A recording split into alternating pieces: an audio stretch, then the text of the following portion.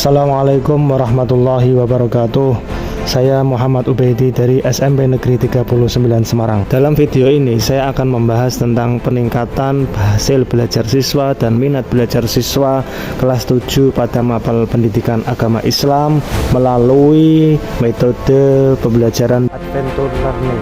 Adventure Learning adalah pendekatan pembelajaran yang didefinisikan sebagai kegiatan akademik dengan bentuk tugas kompleks yang tepat dan relevansi dengan utilisasi dunia nyata. Dengan menggunakan pendekatan ini, kita memiliki peluang untuk berkolaborasi dan meningkatkan interaksi antar individu. Bagi saya, adventure bisa dilakukan di dunia nyata dengan dibantu teknologi internet, seperti pembelajaran yang sudah saya lakukan dengan menggunakan aset fisik yang ada di SMP Negeri 39 Semarang.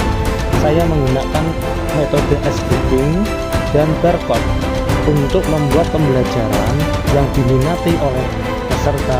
Situasi dan tantangan dalam pembelajaran bahwa murid-murid lebih senang pembelajaran cepat selesai, konsentrasi mereka terbagi karena adanya game online, perilaku yang menunjukkan tidak minat belajar dalam pembelajaran. Akan tetapi ada nilai positif dari mereka bahwa mereka sangat bersemangat ketika adanya ice breaking serta pembelajaran di luar kelas, dan kesenangan mereka bermain game online seperti Mobile Legends, Free Fire ketika istirahat. Dengan adanya situasi dan tantangan, saya berinisiatif untuk membuat pembelajaran dengan barcode melalui metode Discovery Adventure Learning. Pembelajaran dimulai dengan doa, membagikan LKPD untuk siswa, dan menerangkan aturan main dalam pembelajaran ini. Langkah awal dalam pembelajaran ini adalah siswa bergantian maju untuk memilih barcode yang sudah disediakan untuk memulai pembelajaran diferensiasi, yaitu masing-masing siswa belajar dan bermain sesuai pindai kode batang awal. Sebagai contoh, murid memilih barcode warna hitam. Ketika memindai barcode, maka akan muncul soal yang harus dijawab dan clue yang harus dicari tempatnya. Jawaban clue adalah tempat foto berbentuk hati. Ketika siswa berada di tempat tersebut, maka siswa akan menemukan barcode lain yang harus dipindai. Ketika memindai barcode, maka akan muncul soal yang harus dijawab dan clue yang harus dicari tempatnya. Jawaban dari clue itu adalah tempat wudhu yang ada di masjid. Ketika siswa berada di tempat tersebut, maka siswa akan menemukan barcode lain yang harus dipindai. Ketika memindai barcode, maka akan muncul soal yang harus dijawab dan clue yang harus dicari tempatnya. Jawaban clue selanjutnya adalah tangga menuju kelas 8H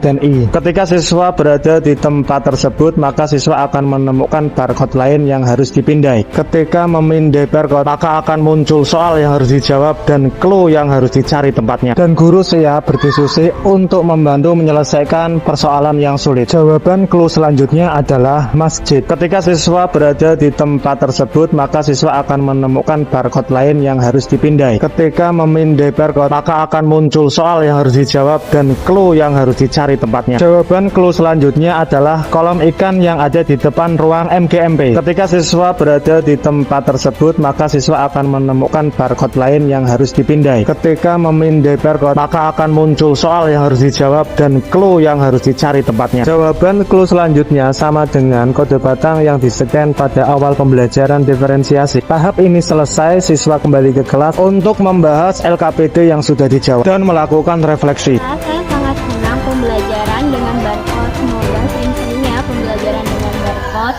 dan nilai asesmen saya juga lebih baik dibandingkan yang sebelumnya kalau misalnya pembelajaran saya dengan barcode. Jadi pembelajarannya Pak Ubaya menggunakan barcode itu sangat menyenangkan sekali. Misal belajar dan berkeliling sekolahan kemana-mana. Nah, kalau saran saya, adakan pembelajaran itu lagi karena pembelajaran itu sangat menyenangkan dan hasil asesmen saya meningkat. Terima kasih ya Pak.